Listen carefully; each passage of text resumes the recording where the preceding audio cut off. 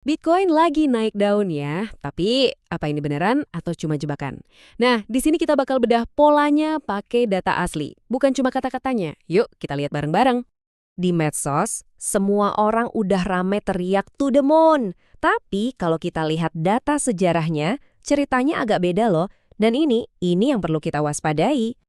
Kenapa? Soalnya apa yang terjadi sekarang tuh bukan hal baru.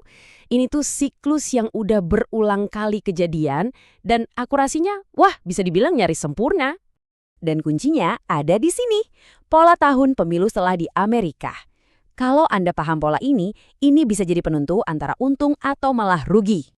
Jadi, polanya itu selalu punya dua babak. Babak pertama, harga turun. Babak kedua, harga naik. Tapi naik ini cuma sementara, kayak jebakan gitu. Biar lebih jelas, yuk kita bedah satu-satu. Simpelnya gini, di bulan Februari harga biasanya nemuin titik terendahnya. Terus pas masuk awal Maret, harganya rally atau naik lagi. Nah, kenaikan singkat inilah yang seringkali jadi jebakan buat banyak orang. Oke, tapi jangan cuma percaya omongan saya. Yuk kita lihat langsung buktinya dari data-data tahun sebelumnya. Anda akan lihat sendiri betapa konsistennya pola ini. Contohnya, kita mundur ke tahun 2014. Lihat kan, di akhir Februari harganya anjlok. Awal Maret langsung naik lagi. Waktu itu banyak yang mikir, wah pasar udah pulih nih. Ternyata salah besar. Lanjut ke tahun 2018. Ceritanya sama persis. Harga turun di bulan Februari, terus ada euforia sesaat di awal Maret. Polanya keulang lagi kan? Jelas banget. Dan yang belum lama ini, tahun 2022. Sama lagi. Februari turun, awal Maret puncak sesaat, dan abis itu harganya longsor lagi. Udah 3 kali berturut-turut polanya sama persis. Kalau semua data ini kita ambil rata-ratanya, polanya jadi makin jelas dan presisi banget. Titik terendahnya itu sekitar hari ke-56 dan puncak jebakannya di hari ke-62. Artinya apa? Secara historis kita lagi deket banget nih sama momen krusial itu. Nah, ini pertanyaan pentingnya. Kalau polanya sejelas ini, kenapa sih kok masih banyak yang kejebak? Jawabannya ada di dalam pikiran kita sendiri, di psikologi investor. Nah, ini dia biang keladinya, rasa berharap. Ya, harapan. Setelah pasar anjlok berbulan-bulan, kita jadi putus asa dan haus banget sama kabar baik. Jadi, begitu ada kenaikan dikit aja, langsung deh dianggap ini awal dari bull market baru. Jadi, bisa dibilang rally singkat ini tuh kayak umpan.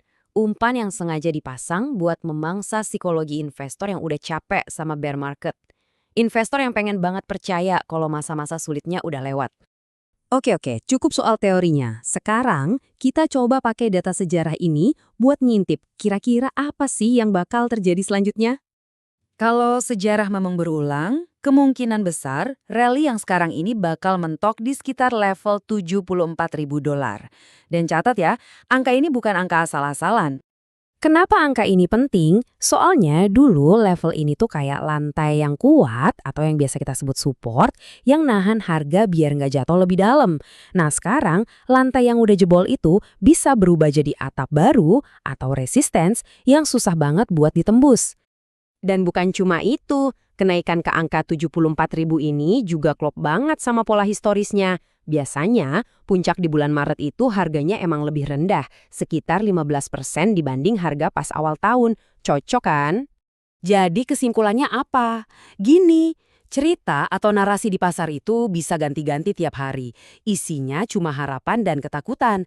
Tapi data itu objektif. Dan pola historis yang kita lihat tadi udah terbukti konsisten dari waktu ke waktu.